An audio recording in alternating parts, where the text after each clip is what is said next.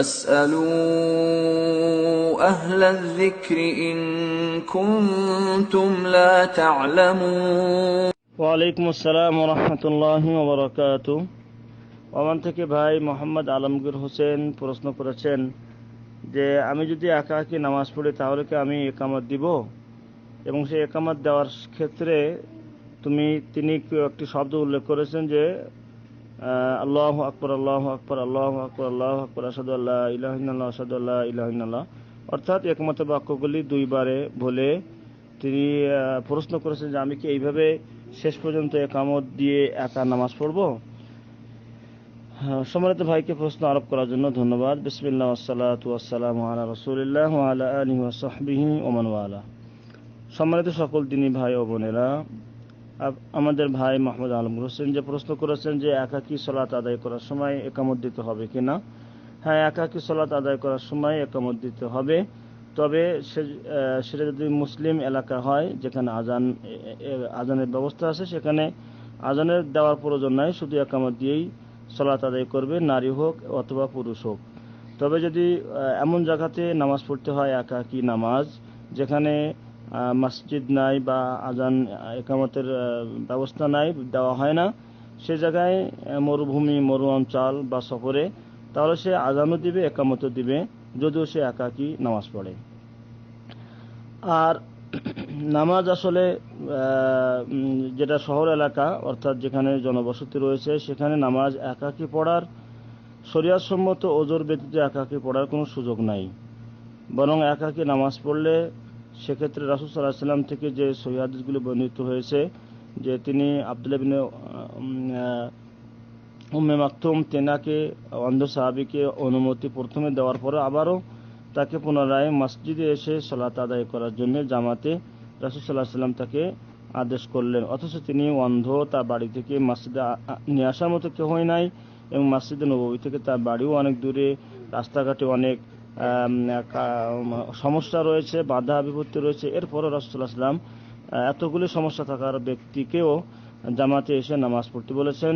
পর হাদিসে রাসূল সাল্লাল্লাহু আলাইহি ওয়াসাল্লাম যে সমস্ত বাড়ি থেকে পুরুষেরা মসজিদে জামাতে শরীক হয়নি, তাদের বাড়িঘর আগুন দিয়ে, কাষ্ঠ দিয়ে জ্বালিয়ে দিতে চেয়েছেন, দেননি, শুধুমাত্র সেখানে নারী এবং শিশু রয়েছে যাদের প্রতি জামাতে নামাজ পড়া ফরজ নয়। তাই এ সকল হাদিস প্রমাণ করে যে জামাতে নামাজ পড়া আবশ্যক। তাছাড়া রাসূল সাল্লাল্লাহু আলাইহি ওয়াসাল্লাম বলেছেন সালাতুল জামাতি আফদালু মিন সালাতিল ফারদি বি 27 দারাজা, যে একাকী সালাত আদায় করা থেকে জামাতে সালাত আদায় করা 27 গুণ সওয়াব বেশি। অন্য হাদিসে এসে 25 গুণ সওয়াব বেশি। যাই হোক, 25 থেকে 27 গুণ সওয়াব বেশি হয় জামাতে সালাত আদায় করলে। তাছাড়া মসজিদে আসার সময় যখনই একটি পা ফেলে তার জন্য গুনাহ মাফ হয়, পা উঠালে তার জন্য নেকি বা মর্যাদা লেখা হয়। এভাবে মসজিদে নামাজের আগে এবং পরে বসে থাকলে, আগে বসে থাকলে নামাজের মতোই সওয়াব পেতে থাকে, এবং সালাম ফিরানোর পরে সুযোগ থাকলে, সময় থাকলে যতক্ষণ বসে থাকে ততক্ষণ তার জন্য ফেরেশতারা সবথেকে শ্রেষ্ঠ দুটি দোয়া করেন, আল্লাহুম্মা গফির লাহু ওয়ারহামহু, হে আল্লাহ তুমি একে ক্ষমা করে দাও এবং একে তুমি রহম বা করুণা করো।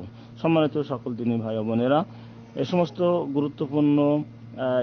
গুরুত্ব এবং ফজিলাত থেকে মাহরুম হবে যদি কেউ একাকী বিনা বিনা ওজরে কেউ যদি একাকী বাড়িতে অথবা দোকানপাটে নামাজ পড়ে। তাই নামাজ যেমন পড়া ফরজ, তেমনি জামাতের সঙ্গে ইমামের পিছনে জামাতে নামাজ পড়া পুরুষদের জন্য ততই গুরুত্বপূর্ণ বা অধিক গুরুত্বপূর্ণ, যা আমরা এই কয়েকটি উল্লেখিত হাদিস থেকেই সুস্পষ্টভাবে বুঝতে পারলাম। এখন আসি যে তিনি যে একামতের শব্দগুলো উল্লেখ করেছেন সেটা হচ্ছে ডবল দুইবার করে। যদিও এভাবে বর্ণিত আছে আবু মাহযুরা সাহাবী রাদিয়াল্লাহু আনহু থেকে যে একামতের শব্দ বর্ণিত হয়েছে, সেখানে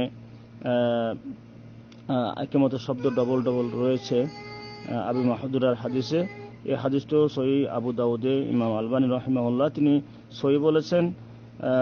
তবে একামতের শব্দ আজানের মতো ডবল না দেওয়ার, বরং একবার করে দেওয়ার কথা সহিহ হাদিসে বরং বুখারীতেই বর্ণিত রয়েছে এবং আবু দাউদ শরীফেও রয়েছে, যা আব্দুল্লাহ ইবনে যায়েদ রাদিয়াল্লাহু আনহু থেকে সহিহ আবু দাউদ, মুসনাদ আহমদ আহমদে বর্ণিত হয়েছে, সেখানে শব্দগুলি একবার অর্থাৎ 11 শব্দে একামত বর্ণিত হয়েছে।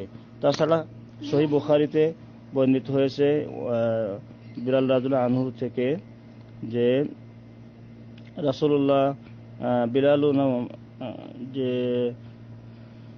রাদিয়াল্লাহু আনহু থেকে উমিরান নাসু আইয়াশফাল আযান ওয়া ইউতার ইকামাতা, যে রাসূল সাল্লাল্লাহু আলাইহি ওয়াসাল্লামের মুয়াজ্জিন বিলাল রাদিয়াল্লাহু আনহু যে কানা বিলাল রাদিয়াল্লাহু আনহু ইয়াফআলু যালিকা ফি মসজিদিন নবী সাল্লাল্লাহু আলাইহি ওয়াসাল্লাম কামা ফি সাহিহাইন আন আনাস রাদিয়াল্লাহু আনহু قال كان بلال يشفع الآذان ويوتر الإقامة بين يدي النبي صلى الله عليه وسلم।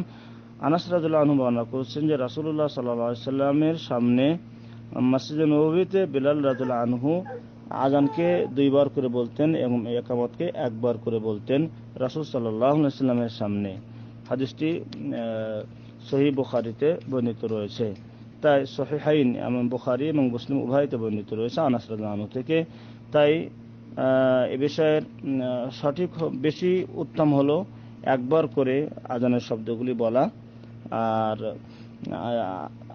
আযানের শব্দগুলি 2 বার করে বলা এবং ইকামতের শব্দগুলি 1 বার করে বলা। এটাই বুখারী মুসলিমের এবং অন্য হাদিস গ্রন্থে বর্ণিত। তবে 2 বার করে ইকামত দেওয়ারও বর্ণনা এসেছে আবু মাহদুরা হাদিসে, যা সহিহ আবু দাউদে বর্ণিত রয়েছে। তবে যেহেতু বুখারী আর মুসলিমে 1 বার করে বলার কথা রয়েছে, সেটাই বেশি শুদ্ধ এবং বেশি শক্তিশালী।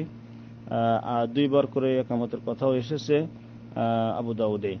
তাই বেশি উত্তম 1 বার করে বলা, যেহেতু সেটা বুখারী মুসলিমের হাদিস। আর 2 বার করে বলাও সুন্নাহ, যেহেতু রাসূল সাল্লাল্লাহু আলাইহি ওয়াসাল্লাম থেকে সহিহ সনদে সেটা বর্ণিত হয়েছে। তাই এক্ষেত্রে আমাদের জন্য করণীয় হবে যে কখনো 2 বার করে বলা যেতে পারে, অথবা কেউ যদি 2 বার করে ইকামত দেয় সেটাকে ইনকার না করা, যেহেতু সেটা রাসূল সাল্লাল্লাহু আলাইহি ওয়াসাল্লামের হাদিসে বর্ণিত আছে।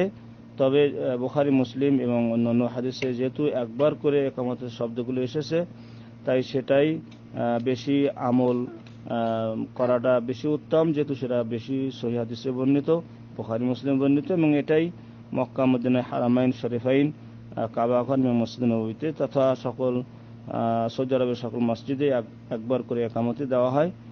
যদিও উত্তম হলো কখনো 2 বারের হাদিসের উপরেও আমল করা, যদিও 1 বার করে বেশিরভাগ আমল রয়েছে বা প্রচলন রয়েছে। আল্লাহু আলাম।